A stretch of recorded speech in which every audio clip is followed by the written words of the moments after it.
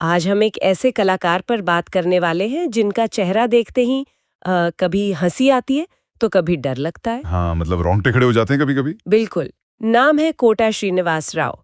हमारे पास जो जानकारी है वो एक लेख से है, कोटा श्रीनिवास राव अभिनय की जीती जागती पाठशाला।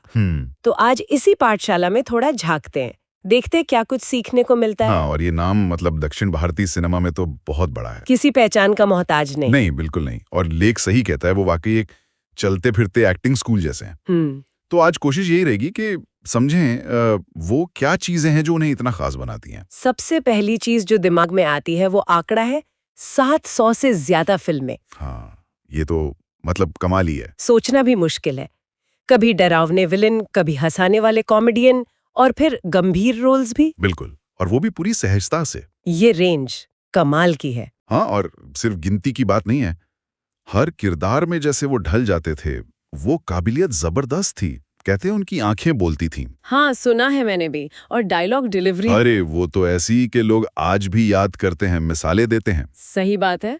और नए एक्टर्स तो सीखते ही होंगे उनसे। हाँ बिल्कुल, प्रेरणा लेते हैं। अच्छा, पर ये एक्टिंग का कीड़ा या आया कहाँ से? जानकारी बताती है कि जन्म तो विजयवाड़ा में हुआ, पिताजी स्वतंत्रता सेनानी थे। हाँ, और इन्होंने साइंस में ग्रेजुएशन की, सरकारी नौकरी भी की।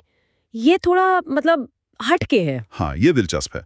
देखिए, अनुशासन घर से मिला, पढ़ाई भी की, नौकरी भी, लेकिन वो जो असली जुनून था ना, वो थिएटर था। लेख में भी लिखा है, थिएटर ही पहला प्यार था उनका, मंच उनका मंदिर था। अच्छा। तो असली शुरुआत तो वहीं से हुई। और सोचिए, सरकारी नौकरी छोड़कर मंच चुनना आसान नहीं रहा होगा। बिल्कुल नहीं।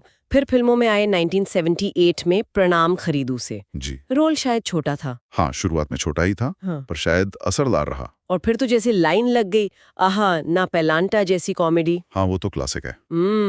फिर अम्मूरू में बिल्कुल अलग अंदाज, मनी, गायम, हेलो ब्रदर। हाँ, हर फिल्म में एक नया चेहरा। बिल्कुल। हर बार लगता था ये कोई और ही एक्टर है।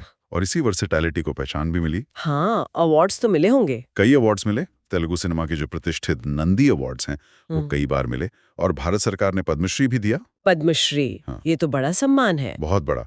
लेकिन लेख एक बात पर जोर देता है कि इन सब से बढ़कर उनके लिए था दर्शकों का प्यार। अच्छा। हाँ, वो कहते थे कि असली कमाई, असली सम्मान तो वही है, लोगों की इज्जत। ये बड़ी बात है। मतलब पद्मश्री मिलने के बाद भी इतने जमीन से जुड़े हुए हैं।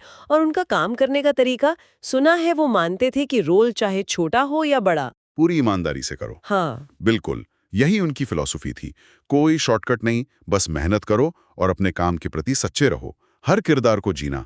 ये सिर्फ कहने की बातें नहीं थी, उनके काम में दिखता था। हाँ, दिखता था। और कहते हैं असल जिंदगी में भी वो बहुत सरल, सादगी भरे इंसान हैं। और ये भी जानकारी है कि वो आज भी थिएटर को सपोर्ट करते हैं, नए कलाकारों को। हाँ, करते हैं। नए टैलेंट को बढ़ावा देते हैं। मतलब सिर्फ एक एक्टर नहीं रहे वो। सही मायने में मेंटर। हाँ, एक गाइड। इसीलिए तो लेखक उन्हें चलता फिरता अभिनय विद्यालय कह रहा है। उन्होंने सिर्फ एक्टिंग नहीं की, एक मिसाल कायम की है। तो अगर हम संक्षेप में कहें, कोटा श्रीनिवास राव की कहानी है लगन की, बहुमुखी प्रतिभा की और कड़ी मेहनत की। हाँ, और कला के प्रति पूरे समर्पण की। एक ऐसे एक्टर जिन्होंने साबित किया कि किरदारों में जान डालने के लिए सिर्फ हुनर नहीं, सच्चाई और ईमानदारी भी चाहिए होती है। बिल्कुल। और यहाँ एक सोचने वाली बात ये भी आती है कि जिस तरह उन्होंने हर किरदार को जिया, पूरी निष्ठा से, बिना किसी शॉर्टकट के। क्या आज के दौर में ये जो इंस्टेंट फेम का जमाना है, क्या सफलता का यही टिकाऊ रास्ता है? ये एक सवाल है जिस पर शायद सोचने की जरूरत है।